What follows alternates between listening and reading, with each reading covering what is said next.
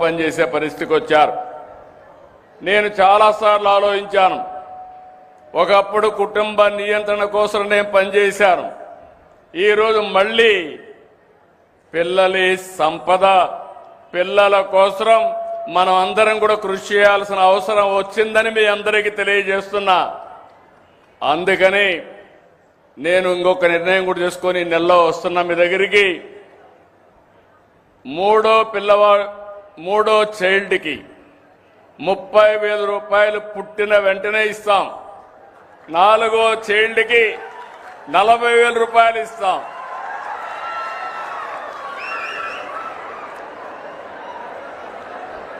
ఇది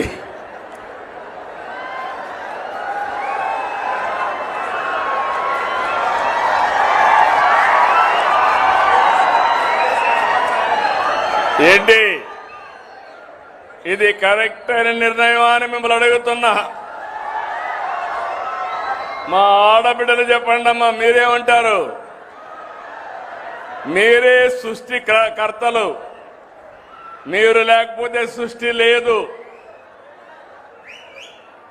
అలాంటి మనందరం కూడా ఆలోచించుకోవాల్సిన అవసరం ఉంది. నేను వస్తాను. మీరు అనుకుంటున్నారు పిల్లలు భారం అని.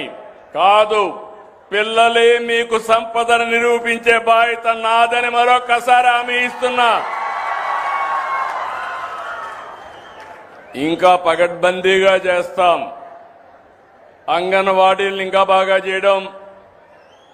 మొదటి తారీఖు వస్తానే మీ అకౌంట్లో 15,000 రూపాయలు తల్లికి వందనం కింద మీ అకౌంట్లో వేస్తున్నా. భగవంతుడు కరుణిస్తే ఇంకా పెంచే బాధ్యత కూడా తీసుకుంటానని మీ అందరికీ హామీ ఇస్తున్నా. ఇప్పుడిప్పుడు చాలా కష్టాలున్నాయి, ఇవన్నీ అధిగమించాలి. 4వ ప్రోగ్రాం ఈరోజు నేను చేసే పని మీరు చూస్తే 5 సంవత్సరాలు గొడ్డలి పార్టీ చేసిన అరాచకం, మీ ఆస్తులన్నీ మార్చేశారు. అందుకే నేను ఒకటి ఆలోచించాను, జీవితంలో మళ్లీ మీ భూముల జోలుకు రాకుండా టెక్నాలజీ బాగా అభివృద్ధి చేశాం. Block chain technology, QR code పెట్టి మీ భూములు సర్వే చేసి మీ ఆమోదంతో మీ రికార్డు మీకు ఇచ్చే బాధ్యత సంవత్సరం పెట్టుకున్నా. రాబోయే 2027 మార్చికి ఎక్కడా భూ తగాదాలు లేకుండా చేసే బాధ్యత ఈ ప్రభుత్వానిది. ఈ 4 తీసుకొని అనుకుంటే లాభం లేదు. నేను హైదరాబాద్ అమరావతిలో పడుకుంటే పనులు కావు. అందుకే స్వచ్ఛాంధ్ర స్వర్ణాంధ్ర ఒక ఉద్యమంలా చేస్తున్నాం. 17సారి నేను వచ్చాను. ఫలితాలు కనిపిస్తున్నాయి, మార్పు కనిపిస్తుంది. స్వచ్ఛత వైపు సగర్వంగా అడుగులు వేస్తున్నాం. నేను స్వచ్ఛాంధ్ర అంటే రోడ్డు మీద కాగితాలు లేకుండా ఉండడం, ఇంట్లో చెత్త లేకుండా ఉండడం మీరు అనుకుంటున్నారు. కాదు, మనలో కూడా మార్పు రావాలి.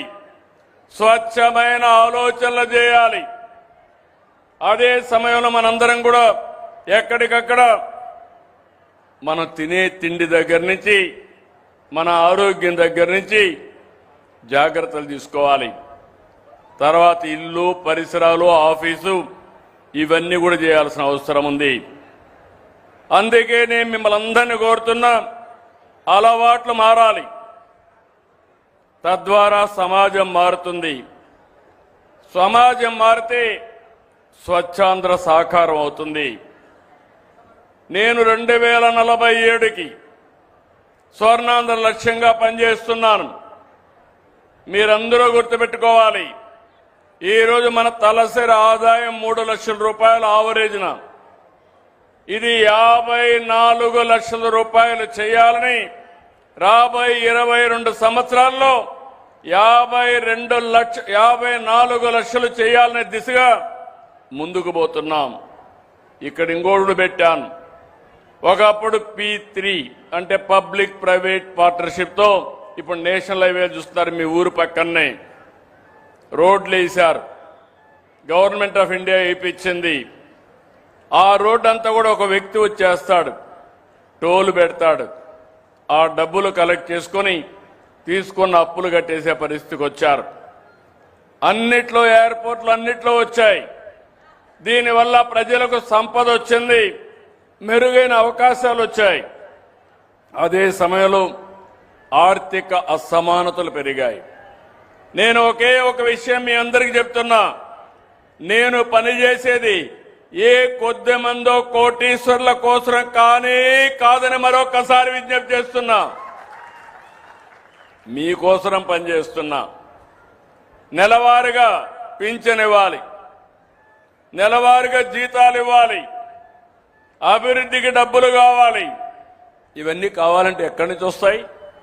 సంపద సృష్టిస్తే, పన్నుల రూపేణ డబ్బులు వస్తే ఆ డబ్బులు తీసుకొచ్చి పేదవాళ్లకు పెన్షన్లు ఇవ్వడం, లేకుంటే సంక్షేమ కార్యక్రమాలు ఇవన్నీ చేస్తున్నాం. అయితే నేను ఆలోచించేది, రాబోయే రోజుల్లో ఒక వినూత్నమైన మార్పుకి శ్రీకారం చుట్టాం. ఆర్థిక అసమానతలు తగ్గించాలి.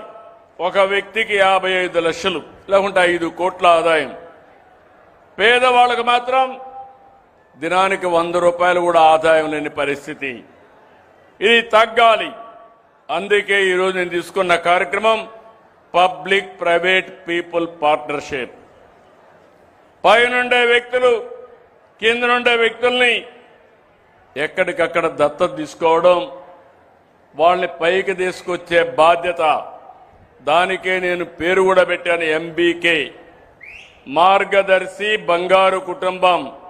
పైనుండే 10%, కింద నుండే 20%కి అనునిత్యం అందుబాటులో ఉండి వాళ్ళని పైకి తీసుకొస్తే అది నిజమైన అభివృద్ధి అవుతుంది. ఈరోజు మనం సంపద సృష్టించడం జరుగుతుంది. మీరు ఒకటే గుర్తుపెట్టుకోండి, 2047కి భారతదేశం ప్రపంచ దేశాల్లో నెంబర్ 1గా ఉండడం ఖాయం, దాంట్లో అనుమానం లేదు. ఆ దిశగా నరేంద్ర మోడీ గారు ముందుకు పోతున్నారు. అయితే ఇక్కడ నేను మిమ్మల్ని కోరేది, 16 నెలలుగా స్వచ్ఛాంధ్ర కార్యక్రమం నిర్వహిస్తున్నాం. ఇన్ని రోజులు ఈ కార్యక్రమంలో సాధించిన విజయాలు ఎంతో తృప్తిని, స్ఫూర్తిని ఇస్తున్నాయి. 1924 ఎప్పుడూ గుర్తుండాలి మీకు. ఈరోజు మీరందరూ కూడా దీపావళి చేస్తున్నారు. జ్ఞాపకం ఉందా? దీపావళి చేస్తున్నారా? పోనీ చేస్తున్నామని చేలి పైకెత్తండి.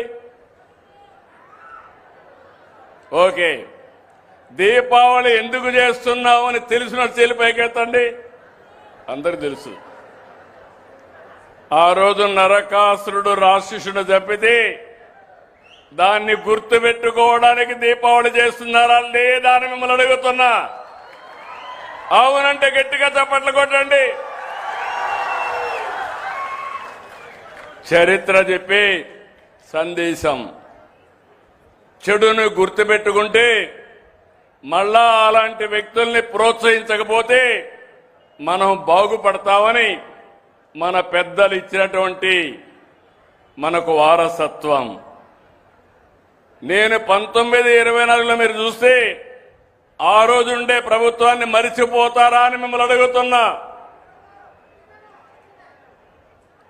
మన ఎంతంటే 86 లక్షల మెట్రిక్ టన్నులు చెత్త చెదారం ఎక్కడికక్కడ లెగసీ వేస్ట్ కింద తయారు చేశారు.